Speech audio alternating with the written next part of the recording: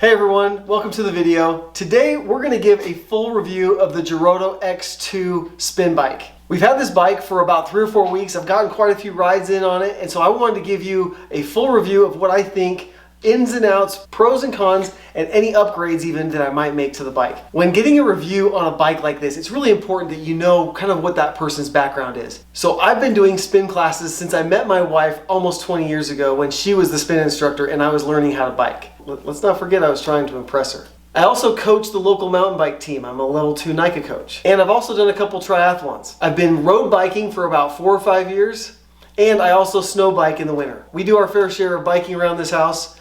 And so with that kind of background, let's jump right into it and show you what I like and dislike about each part of this bike. And because I'm a teacher, we're going to grade all of these things on the traditional grading scale. And because I'm a teacher, I'm going to give it whatever grade I want.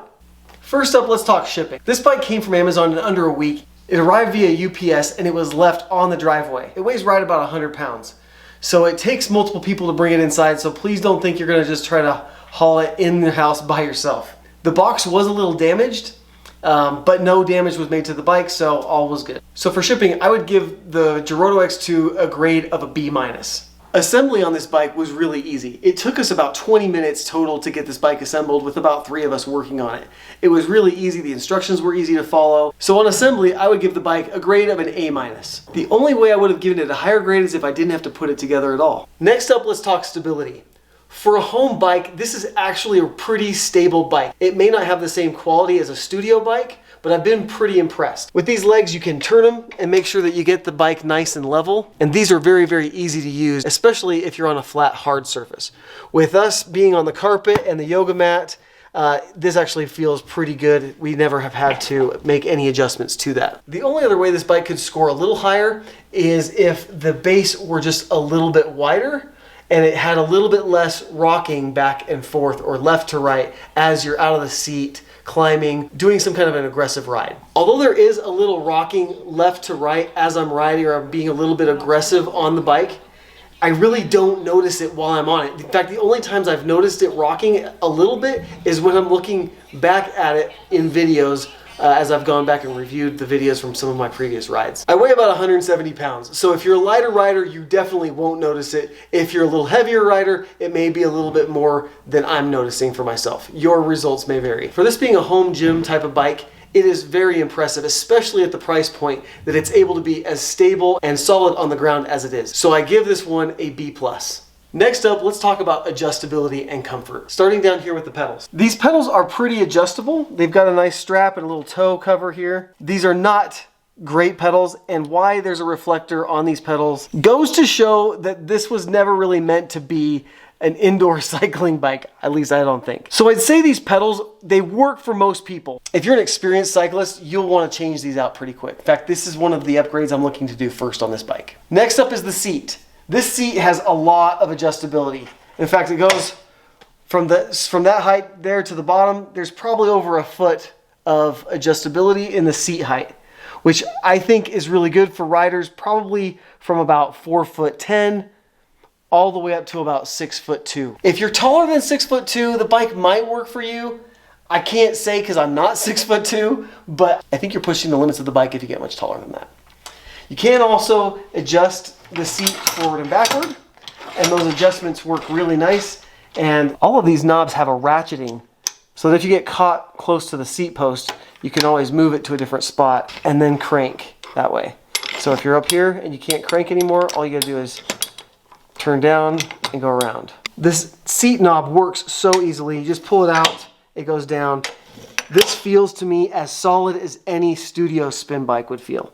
In fact, way better than most of the home gym bikes I've ever come across. As far as seats go, this seat is comfortable. In fact, most beginning cyclists will probably like this because it's nice and big and cushioned.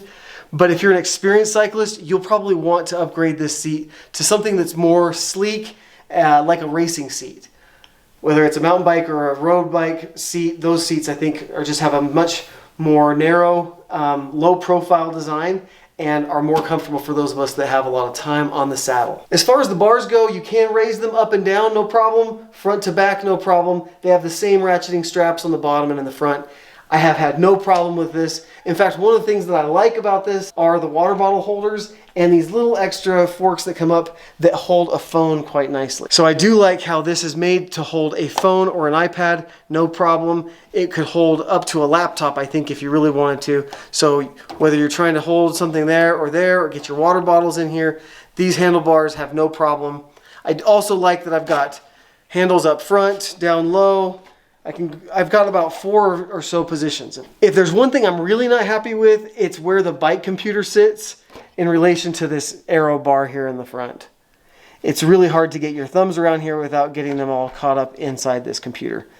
And this is kind of wiggly, but that's because I lost the screw that goes on the back, so ignore my own follies. So as far as adjustability and comfort goes, I would give this bike a solid B. The only way it would be better for me is if we had better pedals and a nicer racing seat. For sure, those would be really nice improvements over what the bike comes with out of the box. The beautiful thing is all of those things are upgradable yourself should you choose to. Let's talk about the computer and the stats that are available on this device. The only things you really get are time, speed, distance, and calories. Now, if you're doing any kind of Tabata or HIIT type workout, the calories are really nice to have. The scan function just kind of lets you rotate through all of those pieces of data. Speed is not exactly what I would hope for. I would really like to see cadence or RPMs or something along those lines, but it doesn't have that feature. So if you've been cycling for any period of time, you can probably guess what is slow and fast, or with a little bit of time on this bike, you'd figure it out. So for me, anything above about a 15 is pretty fast. Above a 20 is really fast. So that's how I gauge how fast I'm going. And the distance is meant to be in miles. So my grade for computer and stats is a C. The things I would really like to see out of a computer are things like RPMs, heart rate monitor would be a huge benefit. Power output would be amazing if we had it, but that's probably mostly for geeks and those that have a lot more money to burn. So for the rest of us, we'll probably use a Garmin watch and that computer to do the best we can to figure out what kind of workout we're getting. One other thing that would help me give this a higher grade is if the computer weren't sitting in such a stupid spot that prevents me from holding the handlebars the way I would like to. But generally speaking, if you have a pool of sweat underneath you, you probably got a pretty good workout in. Let's talk resistance. This is probably one of the most important features of a good spin bike. This bike comes with magnetic resistance, which is the exact same technology as the Peloton bike. The thing that I love about that is it's really quiet.